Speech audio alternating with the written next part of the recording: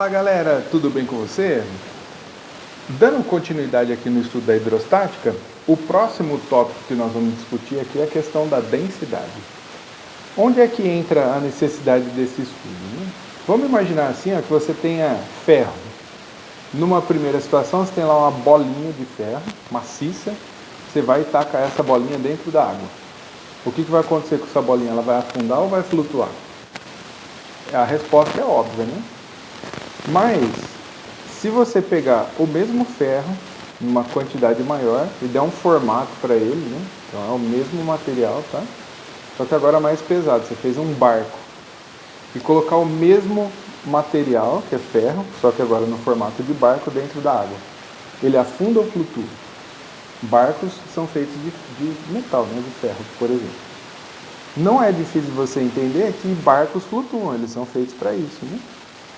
Então, o que acontece? Que o mesmo material, se ele está macio, se eu tacar na água, ele afunda. Mas se eu mudar o formato dele, ele flutua. Então, nós temos aí uma questão de densidade. Por quê? A gente podia fazer ainda outras comparações, né? Então, o que pesa mais? Uma bolinha de ferro pequena, assim, desse tamanho mais ou menos, ou uma melancia? A melancia tem a massa maior, né? Só que se eu tacar a melancia na água, a melancia vai flutuar. Já a bolinha de ferro, ela afunda mesmo. Existe diferença entre os materiais. E essa característica, né? Se ele vai ficar na parte de baixo ou na parte de cima, ou se ele vai afundar ou se ele vai flutuar quando colocado dentro de um outro fluido, né? Porque a água também é um fluido. É o que a gente chama de densidade. Então aqui, ó, a densidade ela é definida como a razão entre a massa e o volume de uma determinada substância.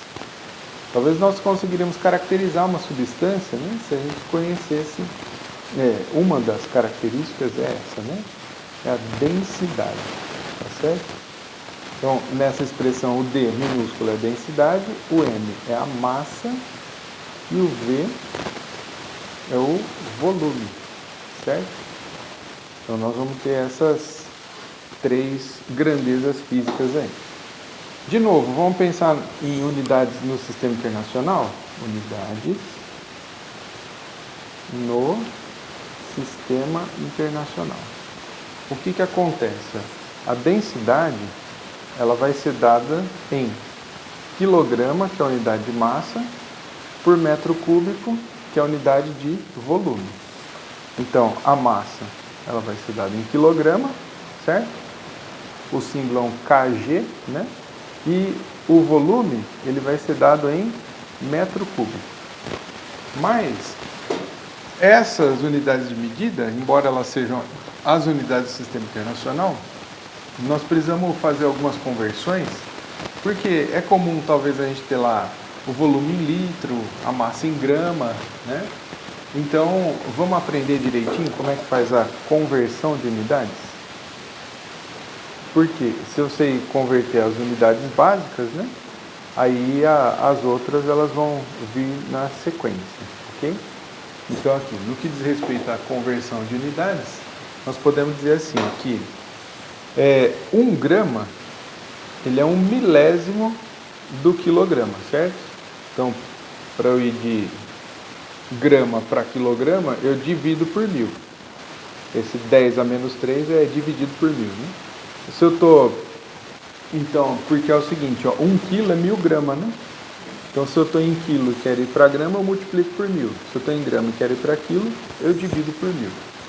Uma outra conversão importante é você saber assim, ó, que 1 centímetro cúbico ele equivale a 10 a menos 6 metro cúbico. Tá? Então, para eu ir de centímetro cúbico para metro cúbico, eu vou dividir por 1.000.000. 10 a menos 6 é dividir por 1.000.000. Se eu estou em metro cúbico e quero ir para centímetro cúbico, eu vou ter que multiplicar por 1.000.000. Então, quando eu tenho que fazer a conversão, por exemplo, de grama para centímetro cúbico, seria o seguinte, ó, nós podemos escrever assim, que 1 grama por centímetro cúbico. Eu vou limpar esse aqui para você não confundir, tá? Nós estamos falando de conversão de unidades. 1 grama por centímetro cúbico não é tão difícil da gente demonstrar que ele equivale a 1000 quilograma por metro cúbico, tá? Então aqui, ó, se eu tenho unidade de medida de densidade, né, porque grama é unidade de massa e centímetro cúbico é unidade de volume, se eu vou de grama por centímetro cúbico para quilograma por metro cúbico, então eu vou multiplicar por 1000. Se eu quiser fazer o contrário, aí eu divido por 1000, né? Então nós poderíamos também escrever assim, ó, que 1 quilograma por metro cúbico é igual a 10 a menos 3, ou seja, eu vou pegar e dividir por 1000 para converter para grama por centímetro cúbico, tá bom? Esse daí é o conceito de densidade, tá, pessoal? Tem ainda uma outra definição que eles chamam de massa específica, né? O que seria essa ideia de massa específica? Ela é muito parecida com o conceito de densidade, com uma diferença, né? Eu vou te explicar já já. Então aqui, a densidade também é definida com uma razão entre a massa e o volume, certo? Mas essa massa específica seria assim, ó, qualquer substância que eu tiver sem os espaços vazios. Se você voltar naquele primeiro exemplo lá da bolinha de ferro, né, então a bolinha de ferro eu teria, se eu calculasse o volume dela e medisse a massa, e dividisse a massa pelo volume, então eu teria a massa específica, porque seria a bolinha maciça, né?